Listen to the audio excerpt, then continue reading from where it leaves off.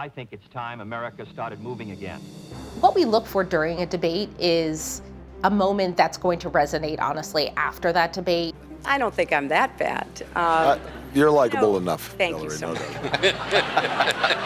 Did they flub? Did they have a gaffe? Who am I? Why am I here? The third one I can't, sorry. Oops. Did someone change a stance that they had before? Who's trying to capitalize on it? Jack Kennedy was a friend of mine. Senator, you're no Jack Kennedy. How are the campaigns responding? We felt it was a great first opportunity to introduce ourselves to a lot of people. Listen, I think no matter which way you slice and dice it, debates are important moments. We don't need to bring in a rookie. I'm the only person on the stage who isn't bought and paid for. It is time for a change in America.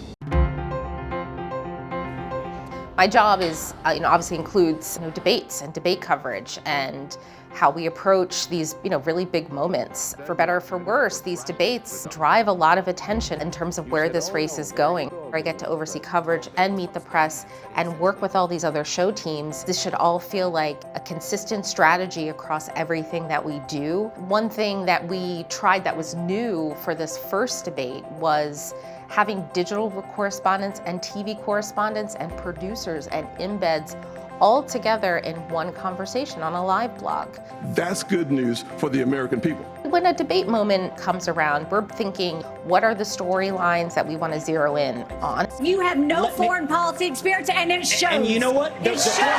Our job on a big night like that is about bringing our collective knowledge to bear in a moment like this and help our audience understand what was significant. These are 2 hours of these candidates being under a microscope, and we are dissecting everything that they do. So it's about picking out the most significant moments that will be most resonant afterwards and trying to make sure that we hone in on that and report it out. Opportunity Zones, it's one of the most successful programs. Fact checking is, has become a cornerstone of what, sort of what we do. We have a role to play in trying to decode all of this for the audience. My best tip for, a student or a new journalist watching a debate is to key into what we would consider a moment, when you sort of know in your gut that something's happening that's sort of dramatic or important. Let's treat this like a respectful issue that it is and humanize the situation and stop demonizing the situation. Nikki Haley is a good example.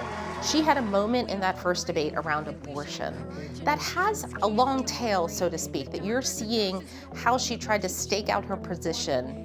Heading into any debate, being as knowledgeable as you can be about the positions of these candidates and seeing, did someone change their position? The climate change agenda is a hoax. Look for the drama, look for the moments, see where there's tension on stage, and those are the things you're going to want to tune into. I've had enough already tonight of a guy who sounds like ChatGPT standing up here. Took a lot of attention, a lot of fire tonight. How do you think you handled the game?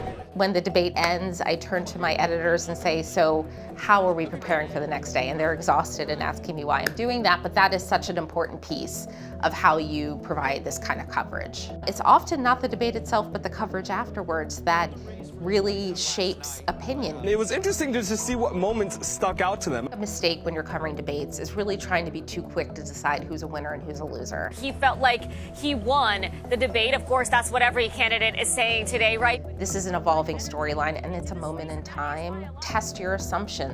So much about politics and political coverage is subjective. Who am I to say who won and who lost? I am not going to exploit for political purposes my opponent's youth and inexperience. Now, certainly there are times where it's clear that someone had a bad night or someone had a great night. I just gave $28 billion to our farmers. Taxpayers' money. It's what? Taxpayers' money. We don't, and NBC do not do flash polls after debates. Again, I think it goes back to that concept of winners, losers. You sort of feed a sugar high of an audience at that moment. Any kind of polling is a snapshot in time. They're valuable at the moment that you get those results, but they're also not determinative of the outcome, and I don't know if viewers always keep that in mind. Debates, even if the front runner isn't there, these things still have a massive impact on just sort of the day-to-day of how this race is going to play out. Keep an open mind. Don't assume that you know what you think you know. Ask the questions, be curious, accept that what you think might be happening isn't happening, and let your reporting lead you to where the real story is. All of these moments add up to something, and that's why we pay attention to these moments, because it helps us figure out where things are going next with voters, with candidates, and the election.